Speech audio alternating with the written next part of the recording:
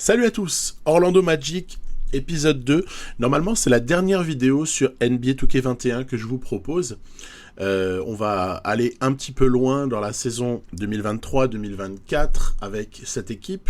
Pour l'interrogation, c'est parce qu'on n'est pas certain d'aller en playoff, mais par contre, je vous les montrerai de toute manière.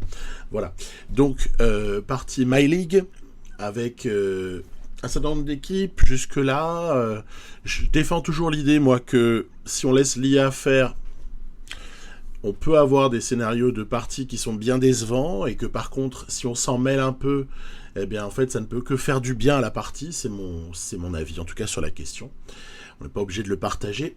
Le jeune Suggs, alors Suggs qu'on ne tardera pas à découvrir du côté d'Orlando, IRL, fera partie de cette équipe, donc, avec également un très bon prospect 2022, je crois, dans cette partie-là. C'est Jaden Hardy. Il est très intéressant. C'est un arrière. Un arrière qui sait à peu près tout faire, y compris avoir le ballon en main. Création, il n'est pas dégueulasse. Donc, honnêtement, ça se prend tous les jours, ça s'exploite. Deux vétérans que sont T.J. Warren, autoporteur, un jeune ailier à développer, Jabari Smith. On n'a pas nommé Markel Fultz, mais il est également présent. Quelques vétérans, mais surtout des minutes au poste 4 pour Chuma Okeke et PG Washington. Et évidemment, la pièce déjà maîtresse de cette équipe, c'est évidemment Victor Wembanyama, qu'on a drafté à l'été 2023 et qui a déjà progressé un petit peu. Ça va très très vite pour lui. Je crois qu'en fin de saison, le gars va être déjà à 87 d'overall. C'est assez monstrueux. J'ai rarement vu des progressions aussi rapides. En même temps, il est très jeune et il sait absolument tout faire. C'est un régal absolu de se tester, par exemple, face à de très gros pivots avec ce joueur. Manette en main, c'est un pur régal. Daniel Gafford est le backup de Wembanyama et je vous avais laissé à 11 matchs joués ou simulés qui nous positionnaient, on va dire, pas très très loin du cut des playoffs à l'Est, mais de toute façon absolument rien n'est fait. 11 matchs sur 82, ça ne veut absolument rien dire. Donc j'ai choisi d'avancer, mais d'abord, donc on va aller au bout de la régulière et puis on va voir un petit peu ce que ça donne. Mais d'abord, j'ai voulu tester, justement, puisqu'on parlait de test face à un pivot de très grande envergure, Niko Jokic, qui se trouve au Dallas Mavericks ici. Ça fait un trio Doncic, Porzingis, Jokic, qui est plutôt sympathique, un trio européen, avec des joueurs de vraie belle qualité autour, comme Josh Green, ou bien même le petit meneur là, il est vraiment intéressant, Tyrell Terry, c'est bien développé, il est à 81. Voilà, un test amusant pour cette équipe d'Orlando. Je sais pas vraiment ce que je dois attendre sur cette saison-là, mais après, dès qu'on commence à avoir des jeunes joueurs très talentueux, on peut vite décoller en fait dans une conférence Est qui, en plus, s'avère, là aussi, c'est comme dans la réalité, peut-être un petit peu moins concurrentiel que ne peut l'être l'Ouest, où quelques équipes sont extrêmement forte. Voilà ici, le petit shoot dans le corner pour Hardy sur la contre-attaque. Après, on a du répondant en face et ça fait bien plaisir. Regardez-moi ça, comme c'était joli. Luka Doncic qui montre que beaucoup de choses passeront par lui. Petite réflexion après sur le partage du ballon entre différents joueurs majeurs de Dallas. On va d'abord, en tout cas, laisser les choses se développer. Voilà, ici. Il y a un jeu, je trouve, très agréable à voir du côté de Dallas. Et après, c'est vrai que quand on a la chance qu'il manque d'adresse, les contre-attaques sont plutôt à notre avantage. Ici, c'est T.J. Warren qui vient conclure. Mais il y a vraiment un jeu intéressant à base de sortie d'écran, avec évidemment beaucoup la balle dans les mains de Doncic. Mais je trouve ça vachement bien fichu, la manière dont les Mavs jouent dans cette config-là. Le seul bémol, ce serait peut-être la sous-exploitation de Jokic. Oui, Okeke est un bon shooter extérieur. Il faut en profiter. Okeke en pick and pop, ça fonctionne très très bien en sortie de banc. Notre ami Fultz tente sa chance parfois, peut-être moins en réussite offensivement. Markel Fultz, c'est plus difficile pour lui. Et défensivement, même des gars pas très connus pour ça, comme TJ Warren, se régalent. Bref, ça commence bien ce match. Ça commence très très bien, et notamment parce que défensivement, ça se passe pas mal avec des contre-attaques, du coup, des points relativement faciles. En revanche, sur attaque placée, Doncic, c'est très très difficile de le contrer, mais je ne dis rien de nouveau. Il est à ce stade-là en 2023, il est à d'ailleurs en début de l'année civile 2024, pour être franc. Il est à Jalen Brunson ici. Il est à 97 d'overall, hein, le Doncic, donc c'est quand même du drôle de joueur. Après, ça paraît tout à fait réaliste, l'histoire. D'ailleurs, des fois, il y a des scènes amusantes comme celle que je viens de vivre. Enfin, amusantes. Tyler Bay qui vient conclure. Amusante, c'est selon le côté duquel on se place, quoi. Mais où on perd des ballons très très bêtement sur des collisions. C'est vrai que les collisions sur NBA 2K sont à éviter dans certains types de situations. Mais voilà, on s'en sort. Allez, Suggs avec son shoot extérieur. Jalen Suggs nous fait un drôle de match ici face aux Mavs. Et après voilà, on a toujours la possibilité d'exploser. Mais ici c'est très très serré, nous sommes en fin de quatrième quart. Il y a très peu d'écart, et cette faute ici sur Washington va nous permettre de passer un point devant. Attention, on va essayer de défendre sur Doncic qui poste. Ah là là là là là là là. La faute de Hardy, pourtant pas mauvais défenseur. Coup de sifflet en faveur de ce génial Slovène qui est Luka Doncic, qui va leur permettre aux Mavs de passer devant ici. Donc on a un ballon très important ici pour essayer de repasser devant. Hop, petite mismatch en fait. On avait provoqué l'échange des défenseurs et du coup Wembanyama peut aller très très facilement scorer. Il reste une vingtaine de secondes. Normalement on devrait revoir la balle, hein. Et interception. Donc acte défensif majeur. Vous voyez, Jokic n'a pas été assez impliqué dans ce match-là. Donc je parlais du jeu offensif des Mavs qui était joli à regarder. Attention, égalisation. Et ouais, c'est pas fini, on s'est fait planter ici. Mauvaise défense. Vous voyez, c'est Warren typiquement qui lâche son mec et ça pardonne pas. Ça c'est ce qui nous arrive quand on n'a pas un très gros défenseur aussi. Allez, on va jouer ici pour appeler l'écran, et je décale parce que je manque de temps. Hardy dans le corner, mais avec le pied sur la ligne, ou en tout cas légèrement à l'intérieur de l'arc, mais de toute façon il reste 3/10. Donc Jalen Hardy nous a offert la victoire sur ce coup là. C'est un petit peu chanceux, hein. Un petit peu chanceux, mais on est allé le chercher avec les qualités de ce Orlando Magic, c'est-à-dire un poste 5 vraiment sympathique, des ailiers plutôt athlétiques mais peu efficaces en défense, ce qui coûte quand même pas mal de situations pour l'adversaire, et en revanche un backcourt qui défend bien et qui attaque de façon très agréable. Le trio de toute façon est très très clairement identifié, hein. Wembanyama, Suggs, Hardy, c'est vraiment le Big Three en quelque sorte, le jeune Big Three de cette équipe-là, même si à ce stade, Markel Fultz est utilisé comme 6e homme et peut aussi être très très efficace dans ce qu'il apporte. Dans la foulée, on décide d'avancer un petit peu. Je vais avancer un petit peu, histoire de voir ce que ça donne en simu. Vous voyez, on perd, hein, on perd autant qu'on gagne en fait, hein. Il y a comme ça, c'est un peu les montagnes russes, hein. C'est victoire, défaite, victoire. Ça se passe comme ça.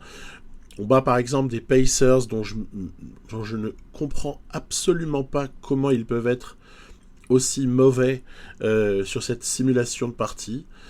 Pourtant, l'équipe était pas mal l'année précédente et elle n'a pas changé.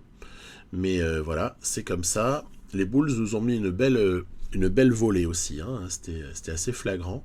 Et puis là, je me dis, j'ai regardé un peu les classements et tout, à ce moment-là, les Warriors, ils sont en tête de l'Ouest. Alors je me dis, ça peut être intéressant d'aller se confronter aux Golden State Warriors, qui sont dominants dans leur conférence. Steph Curry est toujours là. Wiseman est devenu un monstre. Et Eric Pascal a piqué à Draymond Green la place dans le 5 de départ, mais Draymond sort du banc. Puis Andrew Wiggins, mine de rien, a fait son petit trou du côté des Warriors. Il est associé sur les ailes à Klay Thompson, bien sûr. À Klay Thompson. Voilà, allez, c'est parti. Bon, match a priori délicat pour nous, hein, puisque c'est face à une équipe très très très très en forme, très dominante. Attention. Bam! Voilà, on n'était pas prêt pour autant de violence. Il dit ok, puisque tu me laisses pas poser la balle dans le cercle, je vais la dunker, ce sera plus pratique. Encore Wembanyama face à Wiseman. Hop là. C'est vraiment moi par exemple, vous savez que je ne suis pas un obsédé du tir à 3 points. J'aime un jeu équilibré en fait. J'aime que les choses ne soient ni en excès dans un sens, ni un excès dans l'autre.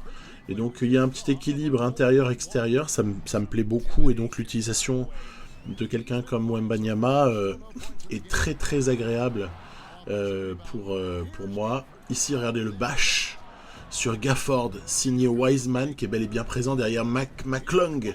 Le resserre, parce que Wiseman en plus est d'une grande mobilité, c'est une arme de destruction, hein. Dans NBA 2K, James Wiseman, c'est un truc de fou. On rate aussi quelques petites choses qui leur permettent d'exploser en contre. Ici, c'est McClung qui se resitue très très bien en l'air pour permettre aux Warriors d'être un petit peu en tête. À ce moment-là du match, les contre-attaques ne sont pas en notre faveur. Ici, Steph Curry les fait passer à plus 5 et bientôt plus 6, parce que le lancer franc, il n'est pas question de le rater quand on s'appelle Steph Curry. Et donc, hop là, on a encore nos petits numéros d'équilibristes. Ici, c'est encore Hardy qui brille. Et on recolle. On est encore au contact en cette fin de troisième quart. Okiki qui a l'avantage de la taille. Hop, ça se néglige jamais, ça la mismatch. Sur un défenseur plus petit, en l'occurrence, c'était McClung. Wiseman, regardez, c'est très joli ce qu'il va faire ici. Voilà, le petit fade away, juste à la fin du troisième quart. Après, on essaie de faire feu de tout bois. Les remises en jeu, notamment, sont l'occasion de faire des appels, contre-appels, utilisation d'écran sur NBA 2K. C'est limite... on pourrait presque dire que c'est un peu cheaté par moment, mais il faut bien se trouver des opportunités. Puis après tout, c'est le basket, hein. Moi, j'ai déjà vu des actions similaires à celle-là. Balle de la gagne pour Wembanyama. Ah là là, c'est dévissé. C'est dévissé, on ira donc en prolongation. Un match à accident, donc, ici, entre Warriors et Magic. Allez, on est sur notre terrain, on va pas rigoler. Il faut gagner ce match. On va appeler un tout petit système en punch. Là, c'est pas grand-chose, c'est une fixation au poste avec Wembanyama. Et puis après, derrière, il y a un appel, normalement, pour le porteur de balle initial. En l'occurrence, c'était Suggs, qui vient comme ça profiter d'une défense peut-être un petit peu délicate sous le cercle de Nico Mannion, qui est le backup officiel de Steph Curry. Klay Thompson est là et bien là. Par contre, Pascal qui prend comme ça des shoots un peu casse-croûte à 2 points, des pull-ups, c'est peut-être pas top. La preuve, on en profite sur la contre-attaque. L'IA, elle est dangereuse quand elle fait ce que les joueurs savent faire.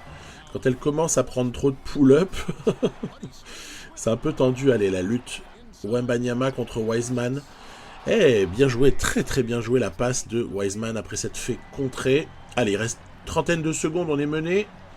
Qu'est-ce qu'on va bien pouvoir inventer avec Suggs? On va appeler un écran, bien sûr. On va appeler un écran pour le pop, ici, là, voilà, de Wembanyama, à 0 degré, 2 points. Ah, c'est ça qui est magique, en fait, c'est que même à mi-distance, le gars est capable de nous planter des shoots et fait preuve d'une relative, je dirais, c'est une assurance tout risque, ce Wembanyama. On donne le ballon au moment où c'est important, et en général, il nous fait du très très bon. Dans ces situations-là, 3 points pour Pascal, c'est dévissé. On l'a donc compris, ça ira encore sur la ligne. On est dans le fall game, et Wembanyama termine le boulot, parce qu'en plus, le gars est en plus habile au lancer franc. On me dirait c'est un bon shooter. Donc c'est pas illogique. Victoire en prolongation, ici, face à une équipe qui réussit très bien son début de saison sur ce shoot. Shoot de Wembanyama qui m'a bien fait plaisir ici. Hardy n'était pas très en réussite sur ce match-là. Heureusement, Suggs a fait un carton. Et on a fait le boulot tous ensemble. Enfin, c'est des Warriors dont la marque en plus est relativement répartie. Non, c'est pas mal, honnêtement, ils sont bons. Gros temps de jeu pour... je crois que c'était Wiseman, non voilà, et puis après, ça continue. Alors, je ne vais pas vous infliger la simulation de la régulière, je dirais, de manière trop longue. On va avancer un petit peu. Là, vous voyez, je fais du match par match. Après, on va regarder un petit peu l'état de la conférence avant de changer de page. État de la conférence Est au 26 janvier 2024. Eh bien, nous sommes tangents. On n'est pas en play-off. Nous, on n'est que à 48% de victoire, ce qui fait qu'on peut encore espérer franchir le cut en fin de saison. Là encore, un quart de la saison jouée seulement. Ça n'est pas significatif. Ce qu'il est davantage, c'est quand on avance d'environ 4 semaines, 4-5 semaines plus tard, 24 février, là on voit qu'il y a une vraie différence qui a commencé à se faire. Le Magic a remporté 8 de ses 10 derniers matchs, et ça se passe plutôt pas mal, avec toujours les mêmes qui sont importants.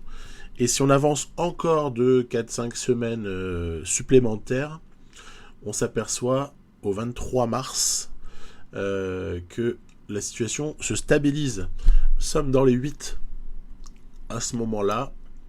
Les Hawks surdominent cette conférence Est. Ils termineront premiers. C'est une équipe tellement redoutable que c'est Atlanta Hawks. On est ici sur un moment important, le 25 mars. C'est la blessure de Markelle Fultz. Et ça, c'est un bon test parce que on peut se dire, oui, en sortie de banc, tu donnes peut-être pas assez d'importance. Bon, en même temps, j'ai Suggs et Hardy, c'est pas tout à fait évident. Mais voir un petit peu aussi comment se comporte l'équipe dès lors que Fultz n'est plus en sortie de banc. Parce qu'on est du coup un peu plus faible. On a dû faire rentrer McLemore, on a dû faire rentrer Gary Harris dans la rotation. Et ça va se solder par une série de résultats qui vont être très moyens. Regardez, défaite Sixers, défaite Bucks. Alors on peut dire oui, ce sont peut-être des équipes qui nous sont supérieures, mais il faut regarder la suite. Je vais passer la date limite, voilà ici. Je crois que c'est limite des transferts. Limite des transferts à ce moment-là, à moins que ce soit la limite des prolongations, j'ai plus de certitude sur ça. Encore une défaite face à Washington. Victoire Pacers. Et Suggs n'est toujours pas là, normal. Quand on va aborder l'après All-Star Game, on n'aura aucun All-Star, bien sûr, c'est normal. C'est normal. Défaite encore face aux Spurs. Bon, on aborde les Celtics. Et là, je me dis, tiens, ça fait longtemps que j'ai pas proposé quelque chose avec les Celtics en vidéo, en fait. Je vous ai pas proposé d'image des Celtics dans les derniers épisodes, me semble-t-il. Ils marchent bien dans cette saison 2023-24. Et c'est très bien donc de pouvoir voir un peu à l'œuvre cette équipe. La nouveauté principale pour les Celtics à ce moment-là de la partie, c'est outre la saison extraordinaire de Jason Tatum, c'est l'inclusion dans l'effectif de, vous voyez, ce poste 4, Foster. Ils ont gardé Tristan Thompson ici dans ce scénario, et ils ont surtout fait l'acquisition, ils ont drafté un jeune poste 4 qui s'appelle Foster, donc, et qui pour le coup semble être une super solution pour eux. Alors Thompson ne peut pas faire grand chose face à Wembanyama, dès lors qu'on le travaille un petit peu au corps. Wembanyama est un petit peu la catégorie au-dessus, hein, faut pas se mentir. En revanche, dès que Robert Williams met les pieds sur le parquet, il est en sortie de banc derrière Thompson, dès que Robert Williams met les pieds sur le parquet, tout de suite on voit du contre, on a de belles situations. Alors il faut dire aussi qu'en ce début de match, on n'est pas étouffé par l'adresse, hein, c'est le moins qu'on puisse dire. En revanche, côté Celtics, il va y avoir comme ça, allez, Tatum 1, Tatum 2, et peu de temps plus tard, Tatum 3 sur une contre-attaque. Énorme écart au score qui est comme ça fait sur de la... de toute façon c'est Jason Tatum quoi. Sur une grosse réussite extérieure pendant que nous, on rate les shoots, et en plus on se fait siffler ici une faute de Wembanyama sur Thompson. Kemba Walker, il va également, il est encore là lui aussi. Il va encore de son adresse. Bref. Ça a été une expérience difficile, mais tant mieux. Ça fait plaisir, de temps en temps, de se heurter un peu à un mur. Et on s'est pris une belle volée face à ces Celtics qui étaient bien plus forts que nous. Alors, c'est sûr qu'on regarde les stats de Foster, on se dit, ouais, bof. Mais le mec apporte, en fait, au-delà des stats. De toute façon, c'est pas lui qui est chargé de marquer les points. Donc, une équipe équilibrée, enfin, aux Celtics. Et ce, malgré la présence de Kemba. Bon, faut dire Marcus Smart aussi était très présent. Sorti de banc, il a été très efficace. Voilà. Situation au 12 avril, 31-26.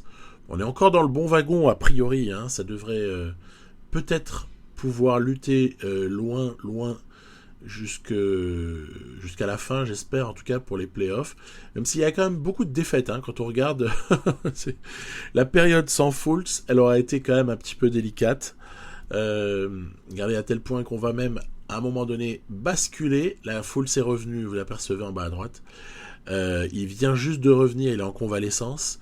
On a carrément basculé du mauvais côté en fait, hein, du classement, puisqu'on a été maintenant dépassé par les Bucks. On est 9e à la mi-avril, et un petit peu plus tard, vers le 20 mai, là on a une situation un petit peu différente.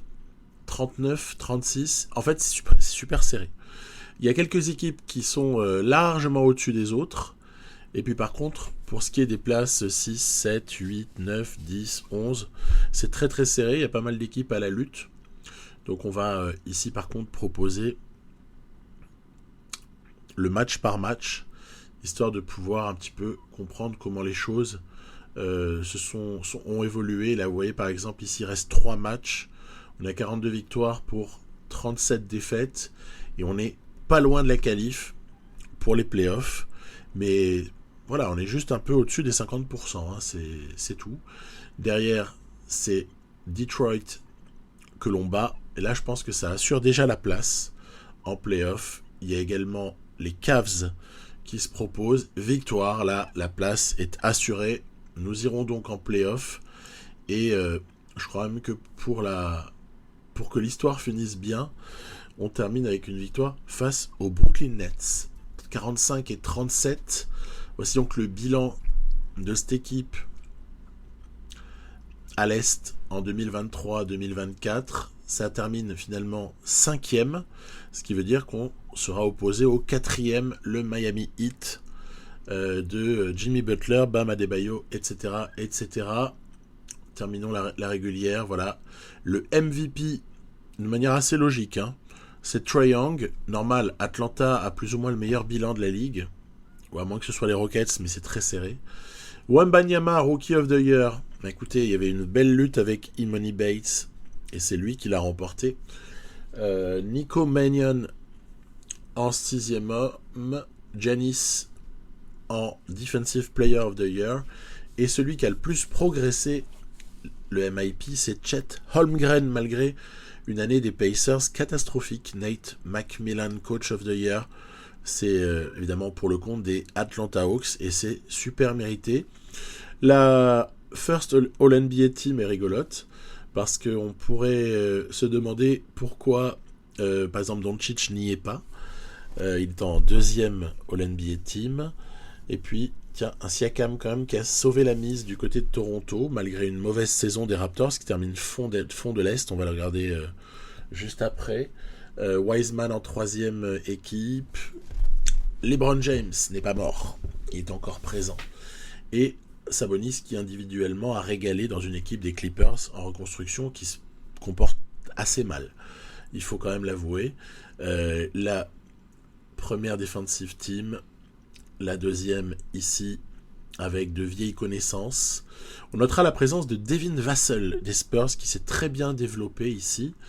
Et puis un petit mot sur les rookies pour compléter, puisqu'on les regarde de près. Je vous avais proposé la draft à l'épisode précédent. La classe 2023 est très intéressante.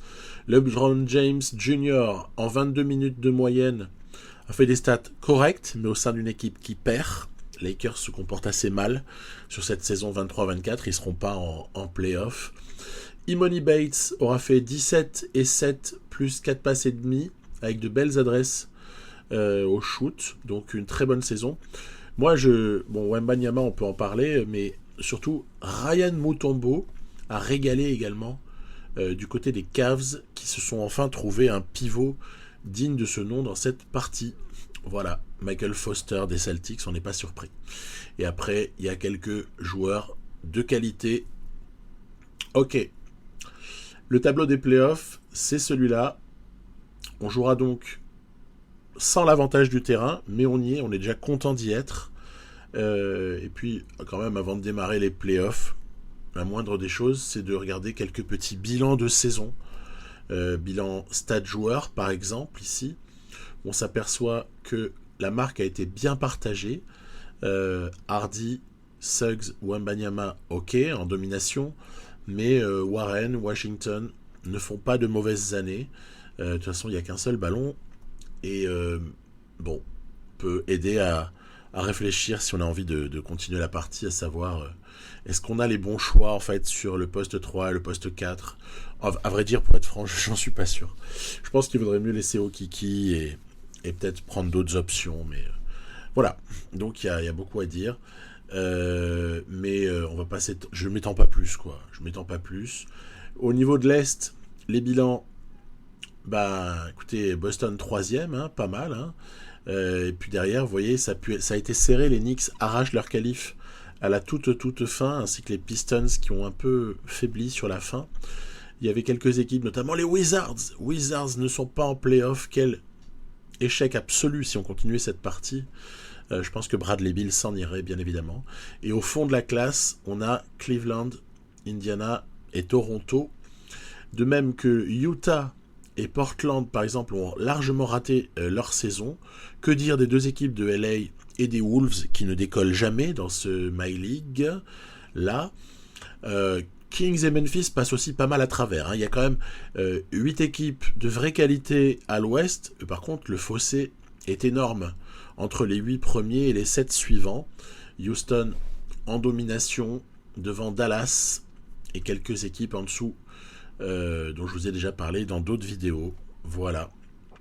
On se doute bien que le roster là-bas est plutôt pas mal constitué. Début des playoffs, victoire d'Orlando. Je tiens à dire que Jimmy Butler est blessé pour 6 semaines. Donc ça risque de fausser la confrontation Heat Magic. Il faut quand même l'avouer.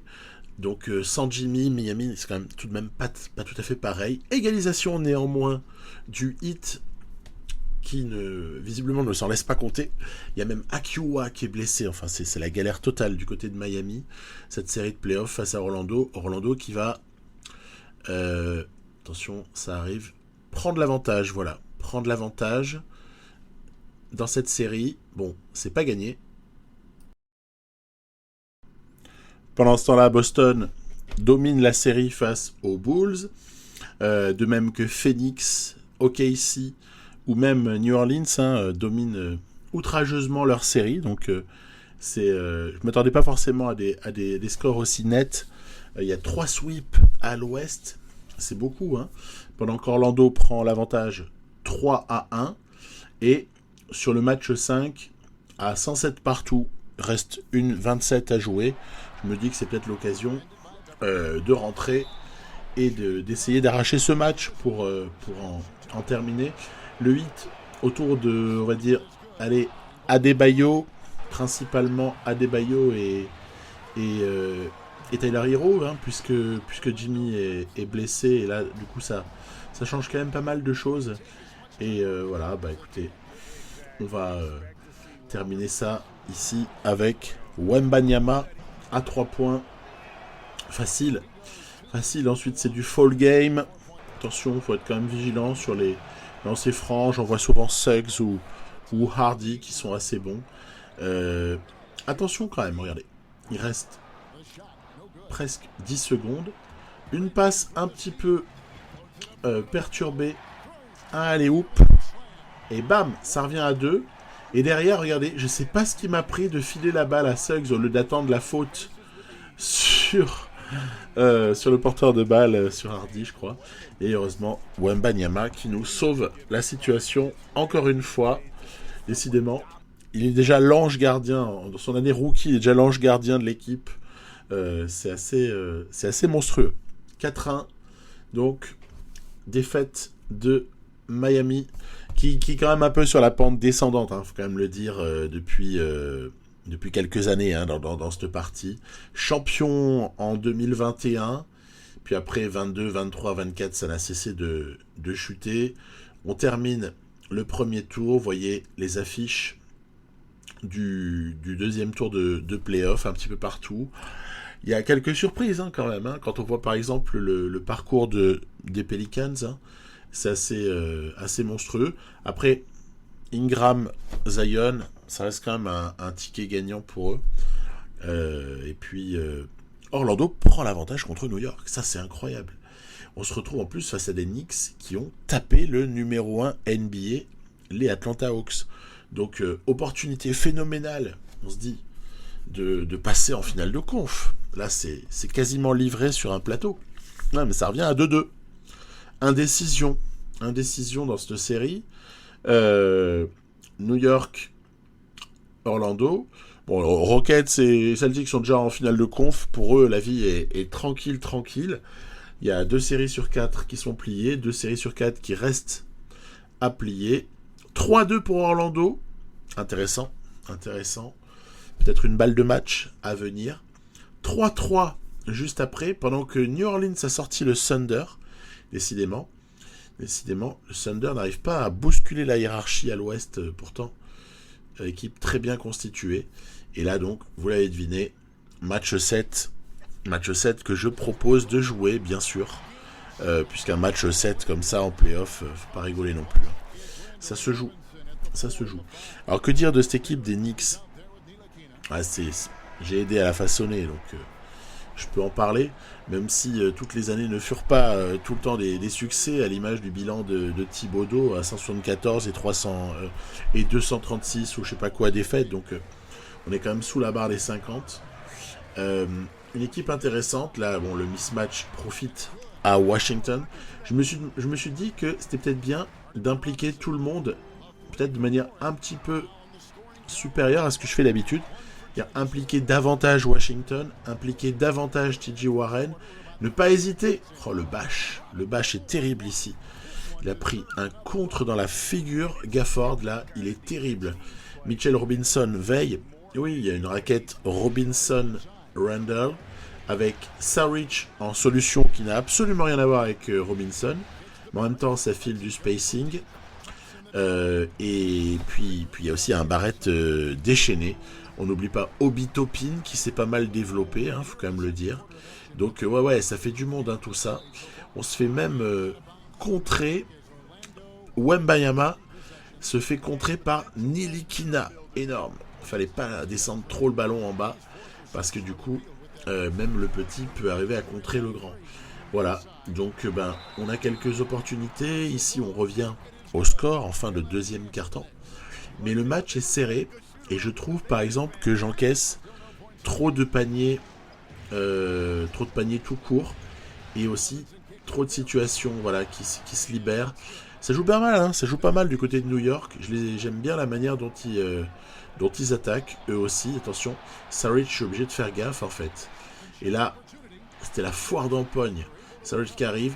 Ah ouais, c'est pénible ça quand on est là il y a du gloubi-boulga de basket, ça termine par une faute. Il y a eu 48 secondes dans la raquette. Bref, voilà. Bon, on sait qu'à chaque rebond sur le cercle, hein, bien sûr, ça s'est remis à zéro. Mais voilà, les contre-attaques nous font très très mal, à l'image de celle-ci, où Cassius Stanley va comme ça artiller à 3 points derrière le lay-up raté. Je sais plus si c'était Hardy ou Suggs qui a raté, mais en tout cas, la punition est la même. Heureusement que Markelle Fultz fait un super match offensif. Derrière, il y a trop de positions ouvertes. Alors même quand c'est dévissé, ça laisse quand même beaucoup trop de possibilités. Regardez. En plus, les tirs ne rentrent pas. Même les paniers habituellement faciles ne rentrent pas. Derrière, c'est du gâteau pour Julius Randle et les Knicks. À l'image de ce panier, regardez, il va travailler son défenseur qui saute pour rien. Enfin bon, bref. Je crois qu'on a bien compris. Malgré un dernier rebond offensif de Wembanyama, la course du Magic dans ces playoffs 2024 s'arrête ici. C'est un petit peu décevant, mais en même temps, s'il y avait Jimmy Butler, ça devait s'arrêter avant pour moi. Donc il n'y a pas non plus mort d'homme. C'est déjà vachement bien, une demi-finale de conf pour une équipe quand même relativement jeune. Et moi je pense que c'est vraiment les points en contre-attaque, hein, 20-4. C'est la contre-attaque qui a fait la décision. Pourcentage de réussite des Knicks, c'est quand même un petit peu trop haut aussi. Donc, à la fois, des reproches sur le plan défensif et trop de contre-attaque. Il fallait couper avec des fautes, il fallait faire un match un petit peu plus rugueux, en fait. Limite un peu vicieux par moment. Et puis en plus, en face, RJ Barrett a été assez sensationnel. Que ce soit sur le shoot externe, sur les pénétrations, à la passe. Il a été bien secondé par Jalen Johnson. Joueur intéressant, hein, Jalen Johnson, vous l'avez vu passer. Hein.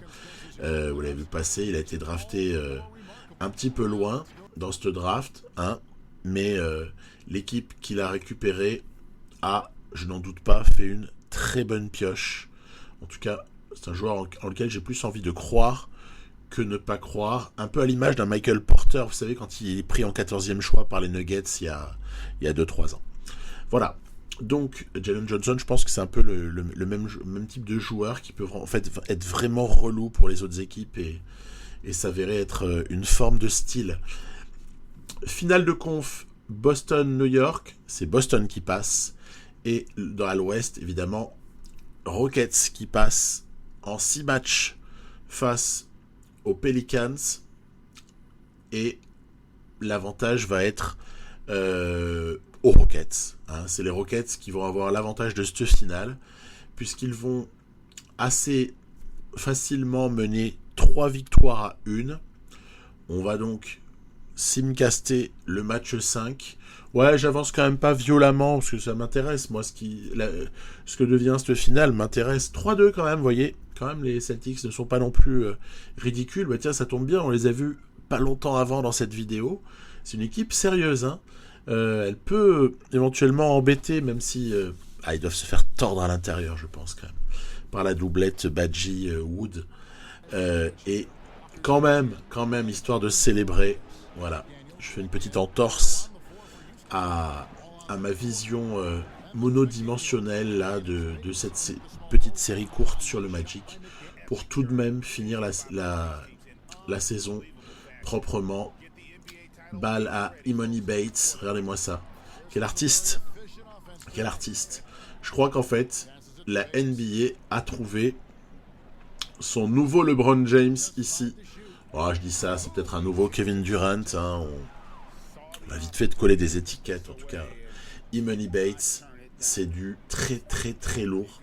Et en plus, comme par hasard, ça échoue dans une équipe qui était déjà 2 fois championne. C'est donc le three-peat pour les Rockets. Dans ce My League, le basket NBA est un jeu auquel 30 franchises participent, mais à la fin, c'est quand même toujours la même qui gagne. Et c'est assez incroyable. Ça me paraît souvent, même dans des parties où j'avais une forme de domination, Il y avait quand même un titre qui partait de temps en temps et qu'on ratait, quoi.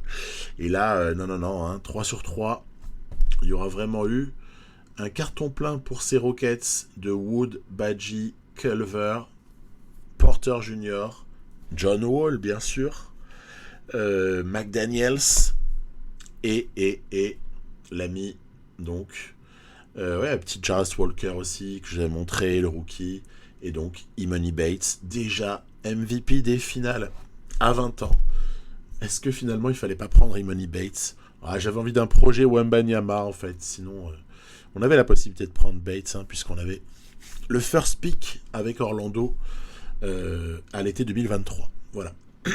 Donc cette vidéo s'achève. Si j'avais pu continuer, si le temps me le permettait en fait, alors que là il y a NBA 2K22 qui sort dans quelques jours, si le temps me l'avait permis, évidemment qu'il y avait quelque chose encore à creuser, peut-être, je dis, hein, via un mouvement de T.J. Warren, essayer d'associer T.J. Warren à je ne sais quel joueur pour essayer de monter quelque chose et franchir un palier. Ne pas prolonger autoporteur, je pense. Regardez ce qu'on doit proposer à Fultz. À mon avis, il faut peut-être quand même continuer. Il faut blinder le contrat d'Okiki et satisfaire sinon des mecs en place, parce que je pense qu'ils sont assez forts. Trouver du temps de jeu pour Smith, peut-être par la non-reconduction du contrat d'autoporteur. Et donc, voilà. Victor Wembanyama, je pense qu'un de ces jours, on le retrouvera dans une autre partie de My League. Mais bye bye 2K21 et à très vite pour 2K22. A plus.